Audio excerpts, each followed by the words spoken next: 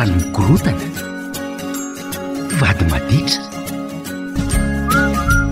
zanaka sarotra design, arao ny fandarana tokantrano sy ny fiarahamonina, andraisanao torohevitra, vahaolana, iarahana amin'ny ekipa ny Club Jejo, Pasteur Dina.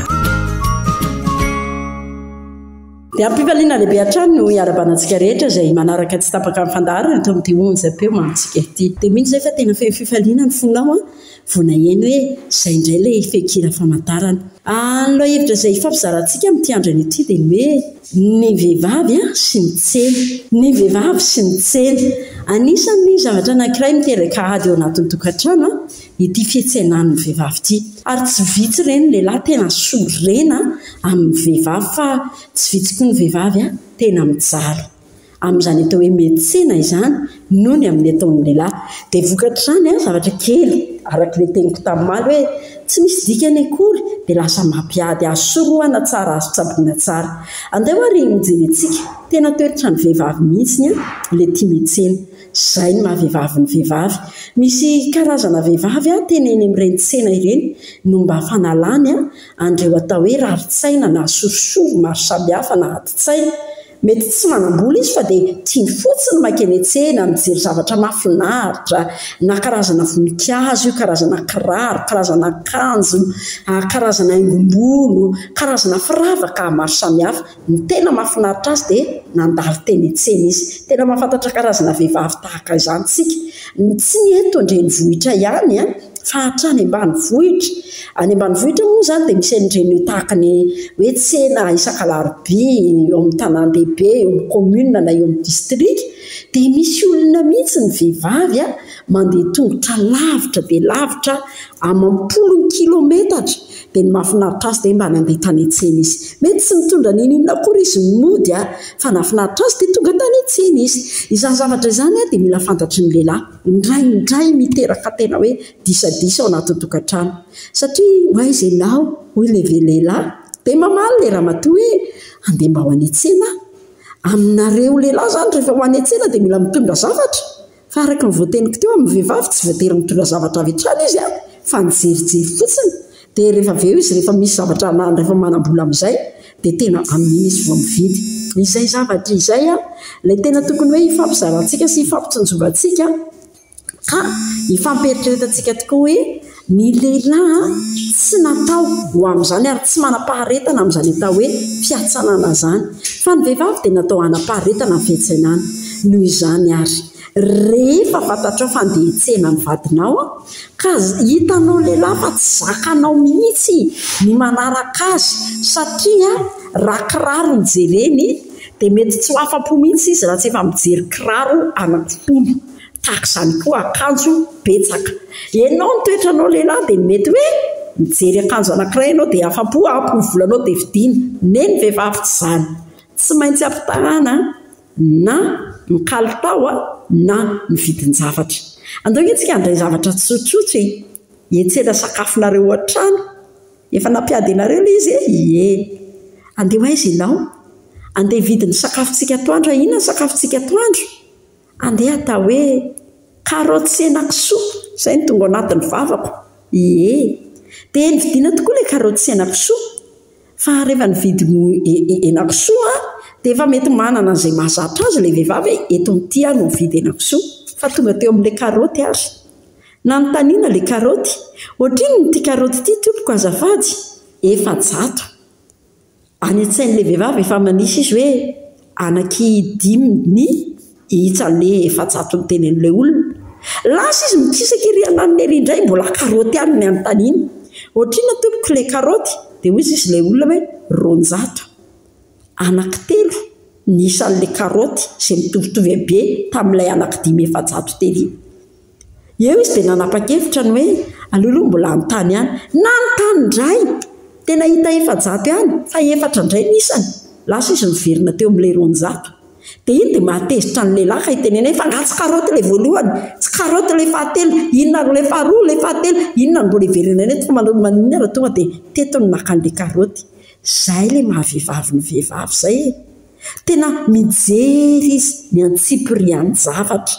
vo isany na dia io masony io ary dia efa mahisa hoe zao nisan'ity karoty ity, na dia tsisy masina calculer eny an-tanany dia efa fantany hoe zao no vidin'ilay karoty anankiray zany. Ka ianao aza dia tezitra avy hatrany amin'ilay vadinao raha ohatra ka tena izay tokoa ilay toetrany hoe hainy tsara mihitsy no mandanjalanja hoe eto atao an'ity karoty ity ary dia tena hoe ity karoty ity ary zany no vidiko. Zay zany ny zavatra anankiray mety mahasorena ny lehilahy kanefa mila ianaranao tsara amin'ilay vehivavy vadiny hoe ohatr'izay mihitsy izy rehefa miantsena izay mihitsy no mahizy azy. Fa etsy ndaniny izany zavatra izany koa dia misy vehivavy tena miferin'aina rehefa etsena satria misy lehilahy dia ataon'ilay lehilahy koty mihitsy ny vola rehetrarehetra entina miantsena.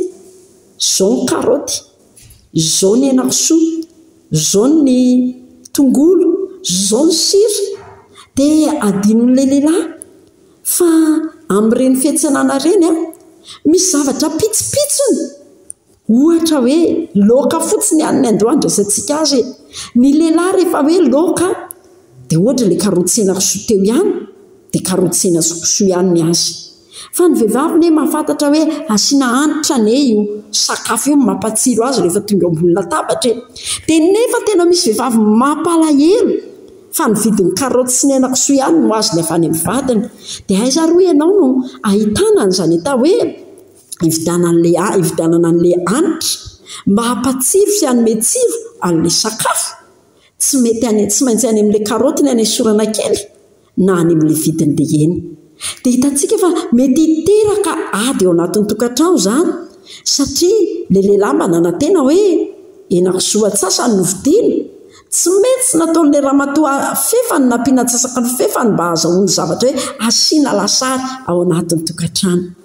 Dia lasa mampiady. Dia iny ary ny vahaolana ho ianao. Andao ho jerentsika ny vahaolana.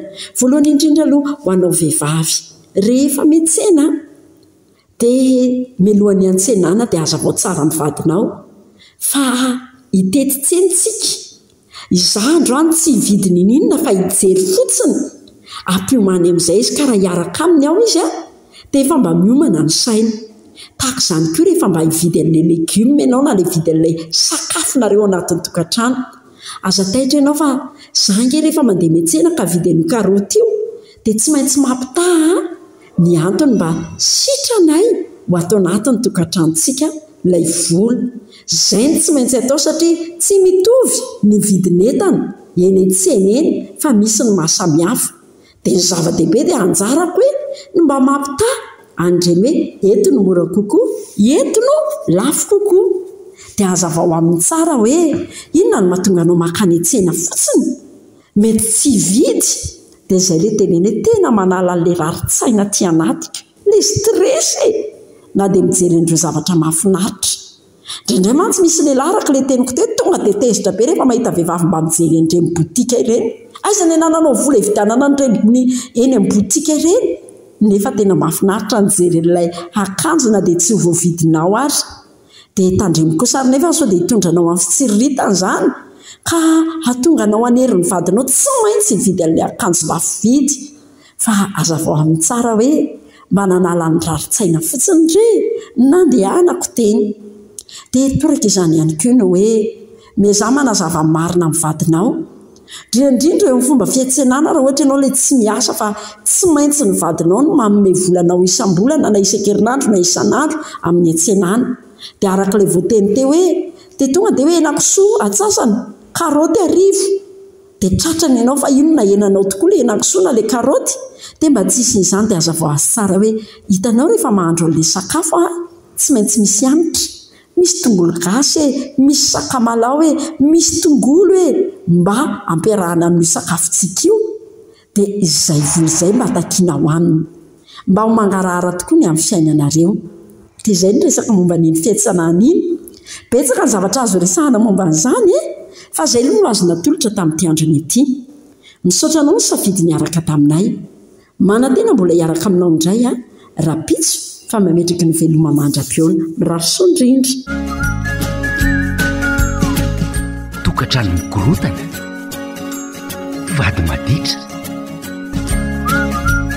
zanaka sarotra dezaina arao ny fandarana tokantrano sy ny fiarahamonina andraisanao torohevitra vaolana iarahana amin'ny ekipa ny club jejo pasteur Dina.